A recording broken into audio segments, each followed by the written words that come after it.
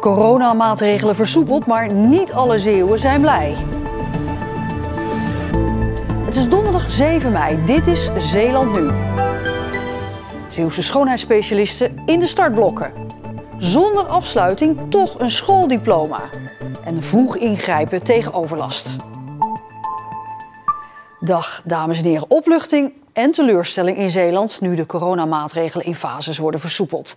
1 juli mogen toeristen weer volop overnachten in Zeeland. Maar dat vinden recreatieondernemers een beetje aan de late kant. Want als je dan ziet dat een maand eerder, 1 juni, dat dan bioscopen en horeca alweer aangepast open mogen. En ook zelfs maandag, dus aanstaande maandag 11 mei, dan gaan de contactberoepen zoals kappers en schoonheidsspecialisten ook alweer aan de slag. Nu ga ik straks mensen bellen en dan kunnen we maandag helemaal los. Hey Lien, goedemorgen. Nou, je hebt het goede nieuws misschien gehoord dat we weer mogen gaan werken. Dus wil je weer een nieuwe afspraak maken? Hoeveel weken zitten we nu? 8 weken zeker? Zitten we nu thuis en je mist gewoon je klanten. En toen bleek dus gisteravond dat we open mochten. Dus dat was wel fantastisch eigenlijk. Straks komen al mijn spullen binnen. Ik heb al mondkapjes, heb ik veiligheidsbrillen.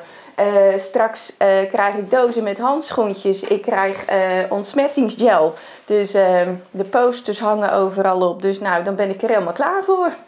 Nu mogen jullie binnenkort weer open met de bioscoop vanaf 1 juni met 30 mensen per zaal. Is dat naar de verwachting? We hadden eigenlijk meer zelf gedacht de 1,5 meter. Dus dat we in de grote zalen ook wel wat meer mensen hadden mogen plaatsen. Maar goed, dat mag vanaf 1 juli weer. Ben jij nou blij met die datum van 1 juni of had je gezegd, waar zijn we eigenlijk nu al klaar voor?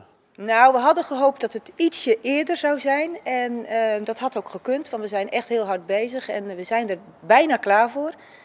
Dus wat ons betreft had het iets eerder gemogen. Maar ja goed, we zijn sowieso wel blij dat we een datum hebben. Ja, blije en opgeluchte reacties dus bij de schoonheidsspecialisten en bij de bios. Maar minder bij de recreatieondernemers. De beperking op vakantieparken en campings gaat er pas 1 juli af. En dat vinden de recreatieondernemers veel te laat. 1 juli is heel laat. Het seizoen is natuurlijk al, Pasen is alweer voorbij. Hemelvaart, Pinksteren komen er hard aan. Ik denk wel dat er sommige collega's misschien wel toch wel een beetje moeten huilen, ja. Als jij nu in Zeeland een camping hebt met alleen toeristische plaatsen, zonder eigen sanitair, dan ben je dus helemaal nog gesloten. En dan de laatste coronacijfers uit Zeeland. Opnieuw blijkt een inwoner van Schouwen-Duiveland overleden te zijn aan het coronavirus. En dat blijkt uit cijfers van het RIVM. Vorige week overleed de eerste Schouwenaar aan het virus, gisteren dus een tweede. Afgelopen week werden in totaal 17 nieuwe besmettingen gemeld op het eiland. Ze zouden eigenlijk vandaag beginnen, de centraal schriftelijke eindexamens. Maar bij heel veel Zeeuwse scholieren kan letterlijk de vlag al uit. Want zij weten nu al dat ze hun diploma op zak hebben. Het is nog niet helemaal officieel, maar Nicholas Larsen uit Middelburg hangt de vlag alvast uit. Op basis van zijn cijfers weet hij het al zeker. Hij heeft zijn HAVO-diploma gehaald. Nadat ik mijn ene laatste cijfer terug had, was het wel opluchting, want toen kon ik wel helemaal ontspannen. Eigenlijk zou hij vandaag zitten zweten op zijn eindexamen Nederlands. Maar zijn laatste examens moest hij plots een paar weken geleden maken. Nou ja, er lag toen wel meer druk op. Omdat ik wist, ik kan nu echt niet verpesten voor mezelf. Dit zijn mijn laatste schoolexamens, dus ik moet nu echt wel scoren. En stond je er een beetje goed voor? Jawel. Maar ik had nog wel de kans dat ik het niet zou redden. Maar dan met de examens wel. Door de coronacrisis lopen de scholieren ook hun eindfeest mis. Een moment waar alle eindexamenkandidaten naar uitkijken. Ja, daar bouw ik wel van. Ik bedoel, daar heb ik wel naar uitgekeken. Gewoon om te vieren met vrienden dat we er gewoon vanaf zijn. Maar dat valt nu weg. Maar met zijn diploma op zak gaat hij een nieuwe fase van zijn leven in. Ik ga naar de HZ in Middelburg. Dan ga ik daar civiele techniek studeren. Dus je blijft nog even lekker thuis? Ik blijf nog even lekker hier, ja. Voor het eerst dus geen spannende weken voor honderden Zeeuwse gezinnen in mei. Eén ding is zeker, de eindexamenleerlingen van 2020, die zullen we niet snel vergeten. Ja, dus ook bij Nicolas uit Middelburg een combinatie van opluchting, maar ja, toch ook teleurstelling vanwege dat feest. Aangeschoven collega Martijn van der Werf. Martijn, wat is het andere nieuws als het gaat over corona in Zeeland? Ja, de dagbestedingen gaan weer open. Gisteren al aangekondigd dat het ging gebeuren. Vandaag gingen steeds meer zorginstellingen daarop over. Waaronder ook in Zorgstroom in Vlissingen. Die mensen hebben natuurlijk 7 weken binnen gezeten. Dus dat is natuurlijk leuk als je in de tuin kan zitten met andere mensen. En daar kan genieten van een bakje koffie. En een gezellig praatje kan maken. En daar is iedereen heel blij mee. Van verzorgers tot cliënten. Ik kreeg bericht dat ik weer terug mocht komen. En toen geloof ik niet dat ik anders gezegd heb. Oh, wat ben ik blij. Oh, wat fijn, wat ben ik blij. Hoe is het om die mensen hier weer te hebben? Nou, erg fijn dat we gewoon weer open mogen. Want ja, de mensen zitten nu al zo lang thuis. En wij missen de cliënten, maar de cliënten missen ons ook.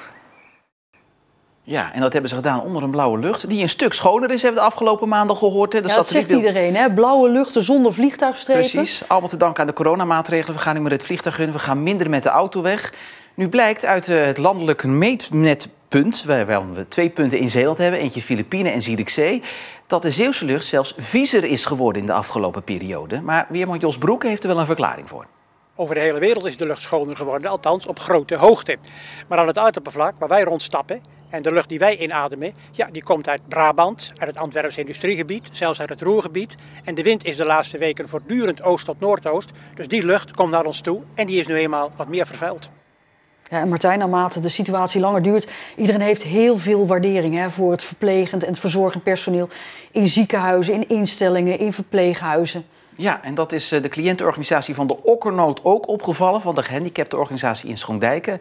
Ouders zijn een inzameling gestart en tot hun eigen verbazing eigenlijk hadden ze binnen mum van tijd €2000 opgehaald om de 58 medewerkers in het zonnetje te zetten. Ze hebben allemaal een mand gekregen met lekkernijen, gekocht bij de lokale middenstand, dus het mes sneed aan 2 kanten. Support your locals, hè?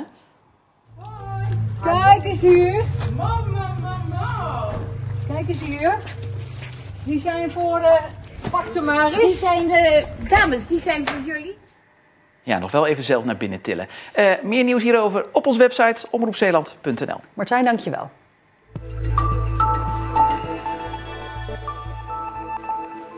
Het Centrum Seksueel Geweld in Zeeland krijgt op dit moment nauwelijks nog meldingen binnen. Het is oorverdovend stil en dat baart ons grote zorgen, zegt een woordvoerster. Het centrum vreest dat dit komt omdat slachtoffers momenteel minder mogelijkheden hebben om te bellen. Zeker als ze dat stiekem moeten doen.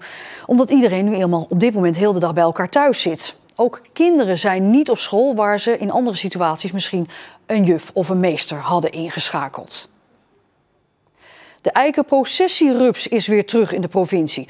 Vorig jaar bleek dat de rups goed gedijt bij mooi weer. En dit jaar zijn de gemeentes daar dus heel goed op voorbereid en wordt al in een vroeg stadium ingegrepen. Het zijn geen halve maatregelen die worden getroffen om de eikenprocessierups aan te pakken. In Schravenpolder gebeurt dat op een milieuvriendelijke manier.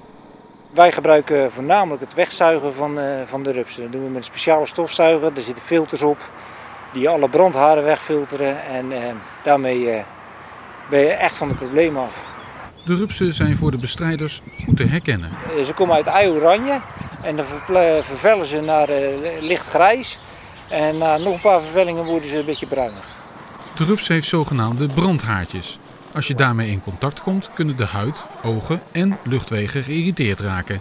Daarom nemen de bestrijders geen enkel risico en pakken zich goed in. Ik heb zelf 1 keer gehad dat langzaam de rits openzakte van mijn pak. Terwijl ik bezig was, zonder dat ik het in de gaten had. Ja, dan heb je gewoon een driehoek hier. En daarom tape je erover. Ja, het klinkt allemaal misschien wat overdreven, maar aan de andere kant... beetje, in zulke situaties beter een beetje overdreven dan te weinig. Naast het wegzuigen van de rups wordt in Zeeland ook een andere biologische methode toegepast. Wij gebruiken de methode van nematoden. Dat zijn eigenlijk kleine aaltjes die de natuurlijke vijand zijn van de eikenprocessierups. En die sprayen we de boom in. Die aaltjes die scheiden een bacterie uit waar die rups eigenlijk van dood gaat. Dan eet het aaltje de rups op. Milieuvriendelijke methodes. Dat lijkt het meest effect te hebben om de eikenprocessierups aan te pakken. Kijk, je kan spuiten met gif. Je hebt alleen als je gif gaat spuiten ook kans dat ze de haren loslaten op het moment dat ze zich bedreigd voelen. Aan de andere kant is het ook niet milieuvriendelijk, dus dat willen we ook liever niet. Het is belangrijk om ja, goed voor de natuur te zorgen. En ja, dan is een biologische methode daar de beste oplossing voor.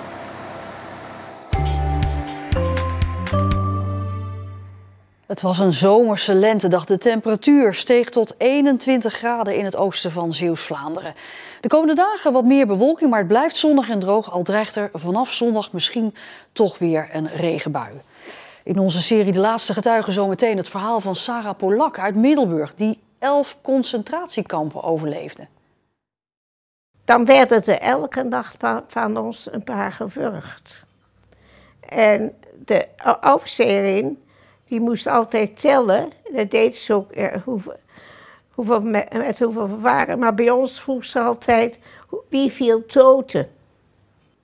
Ja, en dit aangrijpende verhaal dus zometeen. Morgen ziet u bij ons dan weer een nieuwe Zeeland Nu. Heel graag tot dan.